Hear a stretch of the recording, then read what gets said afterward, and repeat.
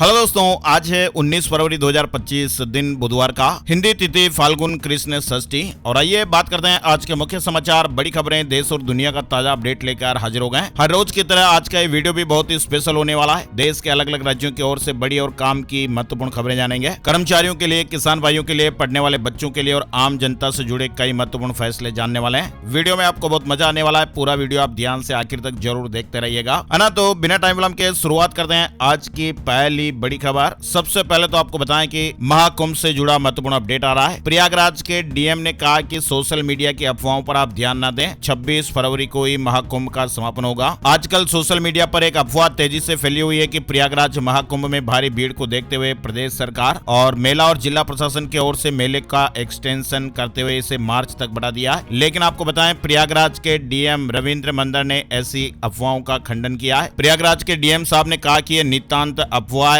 महाकुंभ मेले का जो शेड्यूल जारी होता है वह मुहूर्त के हिसाब से जारी होता है और पहले से ही तय होता है। इसलिए 26 फरवरी को निर्धारित तिथि पर ही महाकुंभ का समापन होगा। डीएम ने कहा कि मुख्यमंत्री जी के निर्देश पर सभी श्रद्धालुओं की सुविधा और व्यवस्थाओं का पूरा ध्यान रखा जा रहा है और श्रद्धालुओं से भी अपील की है कि वे किसी भी प्रकार की अफवाहों पर ध्यान न दें। साथ ही अपडेट देखिए, महाकुंभ के बढ़ते यात्री दबाव को संभालने के लिए प्रशासन ने गंगा पथ का उपयोग शुरू किया है। श्रद्धालुओं को नाग वासुकी ढाल से तेलियरगंज होते हुए फाफामाऊ भेजा गया। फाफामाऊ रेलवे स्टेशन से अब 28 फरवरी तक 14 अतिरिक्त ट्रेनें भी चलाई जाएगी। महाकुंभ के लिए इमरजेंसी प्लान भी लागू हो गया है। फिलहाल के अपडेट्स आ रहे हैं कि 12 किलोमीटर पैदल चल रहे हैं यात्री। वहीं देखिए, नई दिल्ली रेलवे स्टेशन पर नए नियम, सिर्फ इस प्लेटफॉर्म से मिलेगी प्रयागराज स्पेशल ट्रेनें। दिल्ली पुलिस की ओर से नई दिल्ली रेलवे स्टेशन पर नए नियम लागू किए गए हैं। प्रयागराज जाने वाली स्पेशल ट्रेनों के लिए भी सिर्फ अब एक ही प्लेटफॉर्म को निर्धारित कर दिया गया है। नई दिल्ली रेलवे स्टेशन पर भी लगातार श्रद्धालुओं की भीड़ उमड़ रही है और अभी हाल ही के बीते दिनों में स्टेशन पर वहां भगदड़ भी मच गई थी, जिसमें 18 लोगों की जानें चली गई थी। कई लोग घायल भी हुए थे। अब दिल्ली पुलिस ने नई दिल्ली रेलवे स्टेशन पर भीड़ को कंट्रोल करने के लिए कई नए उपाय किए हैं ताकि फिर से भगदड़ जैसी स्थितियां न बने। रेलवे के अधिकारियों की ओर से फैसला लिया गया कि नई दिल्ली रेलवे स्टेशन पर प्रयागराज जाने वाली विशेष ट्रेनें केवल प्लेटफॉर्म नंबर 16 से रवाना होगी। प्लेटफॉर्म नंबर 16 से रवाना होगी, ध्यान दीजिएगा। बिना काम के फुट ओवर ब्रिज पर घूमने पर भी रोक लगा दी गई है। महाकुंभ में श्रद्धालुओं से जुड़ा अपडेट देखिए। महाकुंभ रोड के साथ गलियां भी फुल नजर आ रही हैं। संगम में नावों का जाम दिखाई दे रहा है। 12 किलोमीटर लोग पैदल चल रहे हैं। प्रयागराज में गाड़ियों की एंट्री बंद है। महाकुंभ खत्म होने में अब सिर्फ 8 दिन बचे हुए हैं, लेकिन श्रद्धालुओं की भीड़ कम नहीं हो रही है। एक और सड़कों पर गाड़ियां रेंग रही हैं। दूसरी तरफ संगम में नावों का भी जाम लग गया। संगम आने जाने वाले रास्तों पर लंबा जाम भी लगा है। और तो और महाकुंभ प्रयाग, अयोध्या, काशी श्रद्धालुओं से ओवरलोड है।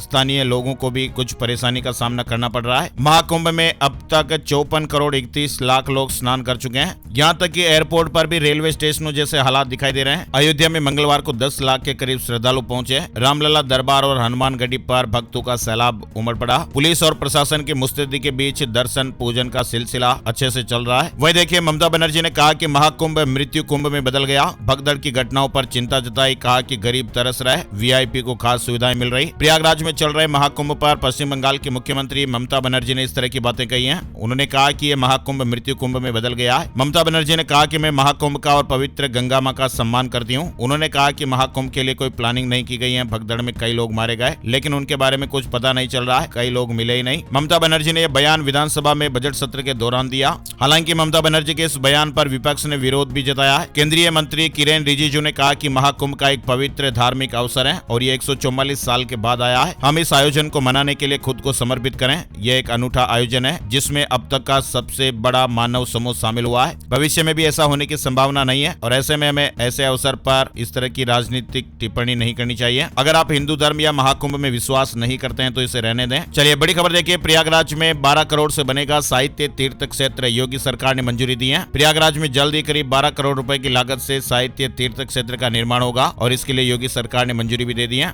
और अयोध्या राम मंदिर पर उड़ रहा एक ड्रोन को मार गिराया। भीड़ के ऊपर ये उड़ रहा था। पुलिस को शक है कि भगदड़ मचाने की ये साजिश भी हो सकती है। अयोध्या में राम मंदिर परिसर में भीड़ के बीच उड़ रहा एक ड्रोन को पकड़ा गया। सोमवार शाम गेट नंबर 3 पर यह ड्रोन उड़ता हुआ पहुंच गया था। और उस वक्त रामलला के दर्शन के लिए जबरदस्त भीड़ भी थी। हालांकि सूत्रों के मुताबिक एंटी ड्रोन सिस्टम ने इस ड्रोन को मार गिराया। वहीं चित्रकूट में भी प्रयागराज महाकुंभ से लौट रहे श्रद्धालुओं की भारी भीड़ जमा हो गई है। लंबा लंबा जाम भी देखने को मिल रहा है। अच्छा, इन सभी बातों के बीच एक और बड़ी खबर देखिए। प्रयागराज में गंगा यमुना का पानी स्नान लायक नहीं। सेंट्रल पोल्यूशन कंट्रोल बोर्ड ने 73 जगहों के पानी की टेस्टिंग की है। एनजीटी में रिपोर्ट पेश की है। प्रयागराज महाकुंभ में गंगा यमुना के संगम में स्नान चल रहा है और अब तक 54 करोड़ से ज्यादा लोग श्रद्धालु जो है वो डुबकी लगा चुके हैं। और इसी बीच सेंट्रल पोल्यूशन कंट्रोल बोर्ड यानी सीपीसीबी की रिपोर्ट सामने आई है, जिसमें बताया गया कि दोनों नदियों का पानी स्नान करने लायक नहीं है। सीपीसीबी ने 17 फरवरी को अपनी रिपोर्ट नेशनल ग्रीन ट्रिब्यूनल यानी एनजीटी में दाखिल की है। 6 मानकों पर गंगा और यमुना नदी का पानी जांचा गया। अलग अलग बिंदुओं पर जांच की गई है। जिले में सभी सैंपल पॉइंट पर फीकल कोलिफॉर्म बैक्टीरिया तय मानक से अधिक पाया गया। यानी नदियों के पानी में फीकल कोलिफॉर्म नाम का बैक्टीरिया पाया जाता है। सामान्य स्थिति में 1 मिलीलीटर पानी में 100 बैक्टीरिया होनी चाहिए, लेकिन अमृत स्नान के ठीक एक दिन पहले यमुना नदी के एक सैंपल में फीकल कोलिफॉर्म 2300 पाया गया। संगम से लिए गए सैंपल में फीकल कोलिफॉर्म बैक्टीरिया 1 मिलीलीटर पानी में 100 की बजाय 2000 निकला है। और इसी तरह टोटल फीकल कोलिफॉर्म 4500 है। तो इस तरह के अपडेट भी चल रहे हैं। चलिए बड़ी खबर देखिए। महाशिवरात्रि 26 फरवरी को पति पत्नी को एक साथ करनी चाहिए शिव पार्वती की पूजा। बुधवार 26 फरवरी को शिव पार्वती की पूजा का महापर्व महाशिवरात्रि है और महाशिवरात्रि पर शिवलिंग दर्शन पूजन करने और मंत्रों का जप करने की परंपरा है। शिव जी की पूजा देवी पार्वती जी के साथ करनी चाहिए और अगर पति पत्नी एक साथ शिव पार्वती की पूजा करते हैं तो वैवाहिक जीवन में सुख शांति बनी रहती है, ऐसी मान्यताएं हैं। पूजा में महामृत्युंजय मंत्र का जाप भी जरूर करना चाहिए।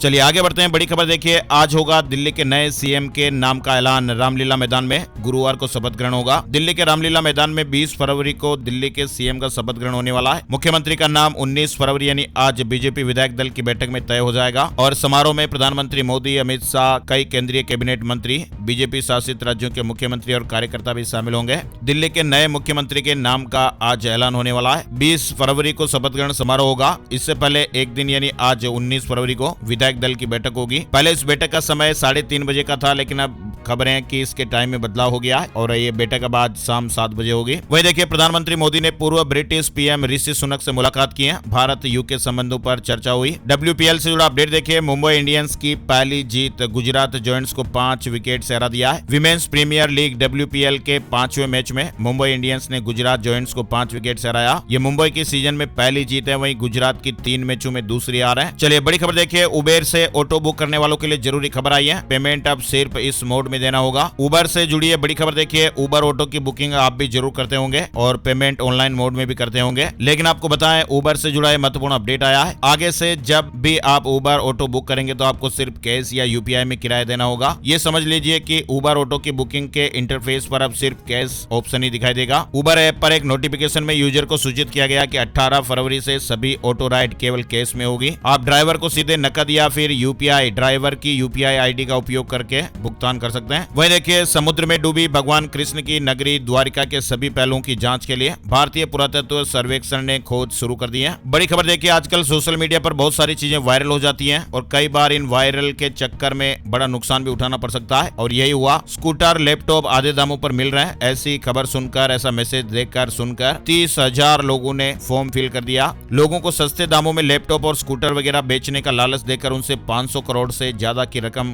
ठग ली गई और ये मामला सामने आते ही पूरे केरल में हड़कंप मच गया और अब इस मामले में ईडी की एंट्री भी हो चुकी है। केरल में 500 करोड़ रुपए की ठगी का यह मामला सामने आया है। हाईकोर्ट की टिप्पणी देखिए। जन्म या मृत्यु तिथि के सत्यापन का अधिकार एसडीएम को नहीं। इलाहाबाद हाईकोर्ट ने कहा कि एसडीएम को जन्म या मृत्यु तिथि के सत्यापन का कानूनी अधिकार नहीं है और इस टिप्पणी के साथ ही हाईकोर्ट ने एटा के एसडीएम सदर का आदेश निरस्त करते हुए 6 सप्ताह के भीतर मृत्यु प्रमाण पत्र जारी करने के निर्देश दिए हैं। दिल्ली से जुड़ी खबर देखिए। दिल्ली परिवहन विभाग ने उम्र पूरी कर चुके वाहनों को स्क्रैप से पहले वाहन मालिकों को अपने जरूरी दस्तावेज निकालने का मौका देने का आदेश दिया है। अब तक वाहन मालिकों को अपने दस्तावेजों को लेकर परेशानी हो रही थी। परिवहन विभाग की टीमें वाहनों को उठा ले जा रही थी और वाहन मालिकों का सामान भी नहीं दिया जा रहा था, लेकिन अब इस नए आदेश से वाहन मालिकों को राहत मिलेगी। यानी दिल्ली में अब वाहन को स्क्रैप कराने से पहले संबंधित मालिक को वाहन से अपने जरूरी दस्तावेज निकाल लेने के लिए एक मौका मिलेगा। इस संबंध में परिवहन विभाग ने आदेश भी जारी कर दिया है। यूक्रेन जंग रोकने के लिए रूस और अमेरिका पहले अपने रिश्ते सुधारेंगे। 4.5 घंटे चली एक बैठक में रूस अमेरिका ने सबसे पहले अपने आपसी रिश्ते सुधारने की पहल की है। 6 मुद्दों पर सहमति बनी है।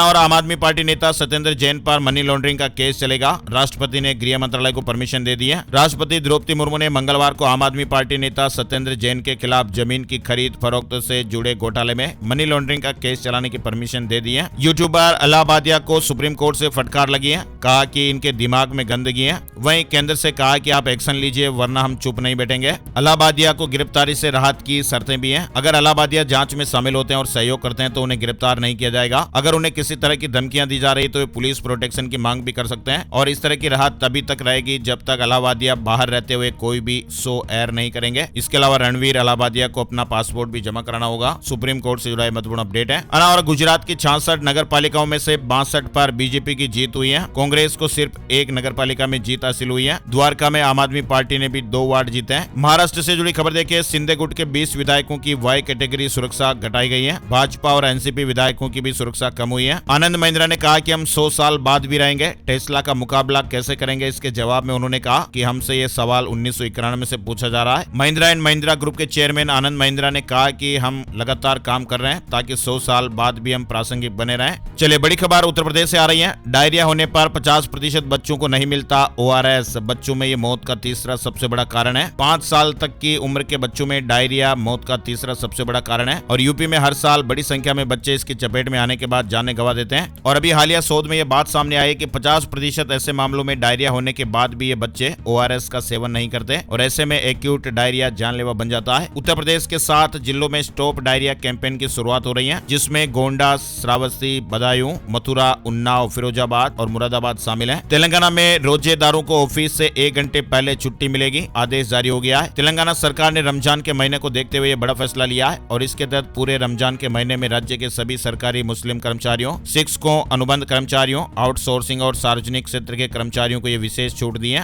हालांकि राज्य सरकार के इस फैसले की बीजेपी ने आलोचना की है। बीजेपी नेता अमित मालवीय ने कहा कि हिंदू त्योहारों के दौरान ऐसी छूट क्यों नहीं दी जाती है। बड़ी खबर देखिए, मोनालिसा ने कहा कि वसीम रिजवी अफवाह न फैलाएं। डायरेक्टर ने भी जवाब दिया है, मेरे लिए फिल्म इंडस्ट्री अयासी की जगह नहीं है। महाकुंभ में चर्चा में आई मोनालिसा इन दिनों एक्टिंग सीख रही है और अभी हाल ही में प्रोड्यूसर जितेंद्र नारायण सिंह उर्फ वसीम रिजवी ने फिल्म डायरेक्टर सनोज मिश्रा पर गंभीर आरोप लगाए हैं। रिजवी ने कहा कि मोनालिसा को वह बर्बाद कर देगा। सनोज मिश्रा ने आदिवासी परिवार का फायदा उठाया और वह मोनालिसा और उनके परिवार को धोखा दे रहे हैं। लेकिन अब सनोज मिश्रा ने वसीम रिजवी पर यह पलटवार किया है और कई स्पष्टीकरण दिए हैं। बड़ी खबर देखिए, भारत के अंग्रेजी नाम इंडिया को बदलने की मांग। दिल्ली हाईकोर्ट ने केंद्र का जवाब दाखिल करने का समय बढ़ाया है। अगली सुनवाई 12 मार्च को होगी। नीट MDS रजिस्ट्रेशन शुरू, 19 अप्रैल को परीक्षा होगी। अप्लाई करने के लिए इंटर्नशिप अनिवार्य है। असम में भारत बांग्लादेश सीमा पर रात्रि कर्फ्यू लागू हो गया है। अवैध गतिविधियों पर लगाम लगेगी। वहीं देखिए, भारत के बिग बुल भी नहीं निकाल सके शेयर बाजार की गिरावट का तोड़। 140 दिन में 81,000 करोड़ रुपए गवा दिए हैं। करीब 5 महीनों में शेयर मार्केट में 10% से ज्यादा की गिरावट देखने को मिल चुकी है और इसकी वजह से देश के कुछ बड़े बिग बुल्स को भी भारी नुकसान हुआ है। साथ ही शेयर बाजार में लगातार गिरावट से म्यूचुअल फंड निवेशकों को भी भारी नुकसान हुआ है। बाजार टूटने से उनके पोर्टफोलियो का मूल्य घट गया है और ऐसे में वे भी चिंतित हैं। शेयर बाजार में जारी गिरावट ने म्यूचुअल फंड निवेशकों का मूड भी खराब कर दिया है। Association of mutual fund in India के ताजा आंकड़ों से पता चलता है कि जनवरी 2025 में 61,33,000 सिप अकाउंट बंद कर दिए गए और इस दौरान 56,19,000 नए सिप पंजीकृत किए गए। मवाना शुगर्स पर सेबी का तगड़ा एक्शन हुआ है। 6 करोड़ रुपए का जुर्माना लगा और आज शहर में भी अपडेट देखने को मिल सकता है। चलिए अगली बड़ी खबर देखिए, एलन मस्क और XAI ने 18 फरवरी को अपने चैटबॉट ग्रोक 3 को लॉन्च कर दिया है। लॉन्चिंग के दौरान टेस्ला और X के मालिक एलन मस्क ने ग्रोक 3 को दुनिया का सबसे स्मार्ट AI बताया है। साथ ही उन्होंने कहा कि लोग ग्रोक के दीवाने हो जाएंगे, यानी जिस तरह से चैट GPT है इसी तरह से ये नया चैटबॉट है। OpenAI, DeepSeek जैसे AI मॉडल को भी ये टक्कर देगा। एलन मस्क ने इसे दुनिया का सबसे स्मार्ट AI बताया है।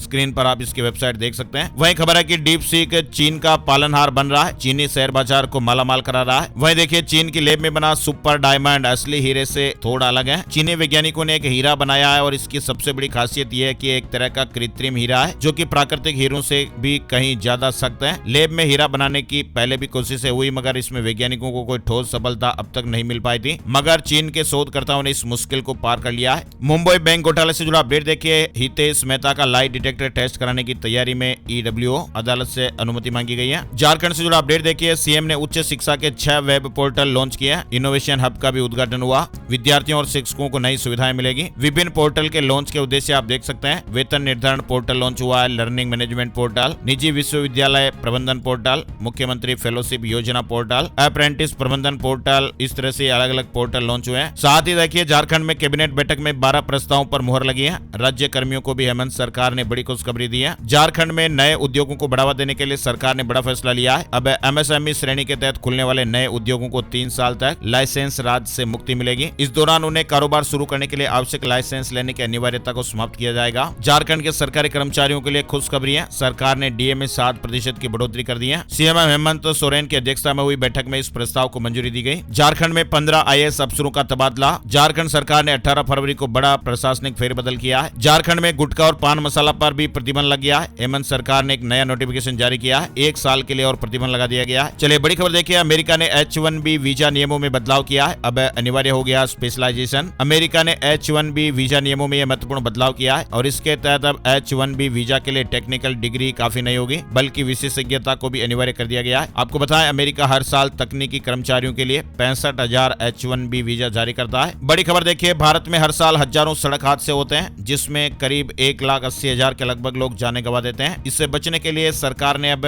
बड़े वाहनों में नए सुरक्षा उपकरण लगाने की बात कही है। सरकार भारी वाहनों में नए सुरक्षा उपकरण लगाएंगी। ड्राइवरों के लिए ड्राइविंग घंटे भी 8 घंटे तक सीमित होंगे। देश भर में 1250 ड्राइवर ट्रेनिंग स्कूल भी स्थापित किए जाएंगे। सरकार हादसों को रोकने के लिए एक नई डिवाइस भी बना रही है और हर साल लाखों लोगों की जानें बचेंगी। केंद्रीय मंत्री जितेंद्र प्रसाद ने लॉन्च किया डिजिटल ब्रांड आइडेंटिटी मैनुअल। सरकारी वेबसाइटों के उपयोग में आसानी रहेगी। सीबीएसई से जुड़े 2 बड़े अपडेट चल रहे हैं। केंद्रीय शिक्षा मंत्रालय ने 10वीं और 12वीं की सीबीएसई बोर्ड परीक्षाएं साल में 2 बार कराने की योजना बनाई है और इसको लेकर अभी हाल ही में केंद्रीय शिक्षा मंत्री धर्मेंद्र प्रधान की अध्यक्षता में एक अहम बैठक भी हुई, जिसमें मंत्रालय के वरिष्ठ अधिकारी और सीबीएसई के अध्यक्ष भी शामिल हुए थे। वहीं देखिए, सीबीएसई ने अपडेट दिया है, सही तरीके से भेजें प्रश्न पत्र पर ऑब्जर्वेशन। सीबीएसई ने नोटिस जारी कर स्कूलों को निर्देश दिए हैं। और तेलंगाना हाईकोर्ट में बहस करते समय एक वकील साहब को हार्ट अटैक आ गया और उनकी जान चली गई। इसी तरह से राजस्थान से भी एक खबर आ रही है, हार्ट अटैक से एक अधिकारी की जान चली गई और उम्र महज 35 साल थी। ड्यूटी पर जा रहे थे। हार्ट अटैक से जान जाने के मामले भी लगातार बढ़ते हुए दिखाई दे रहे हैं। और जीएसटी कानून में बड़ा बदलाव, क्रेडिट नोट पर इनपुट टैक्स क्रेडिट के नियम बदले हैं। अपील में प्री डिपोजिट जरूरी। केंद्रीय बजट 2025 में जीएसटी कानून में महत्वपूर्ण संशोधन प्रस्तावित किए गए हैं और इन बदलावों का व्यापारियों पर प्रभाव पड़ेगा। क्रेडिट नोट से जुड़े नियमों में महत्वपूर्ण बदलाव किए गए हैं। लखनऊ मोहान रोड योजना में 2000 प्लॉट की लॉटरी होगी। नवरात्रि में रजिस्ट्रेशन शुरू होंगे। लखनऊ में मोहान रोड योजना को नवरात्रि यानी अप्रैल के पहले सप्ताह में रजिस्ट्रेशन खोल दिए जाएंगे। पहले फेज में सेक्टर 6 और 3 ब्लॉक के 2000 प्लॉट की लॉटरी होगी।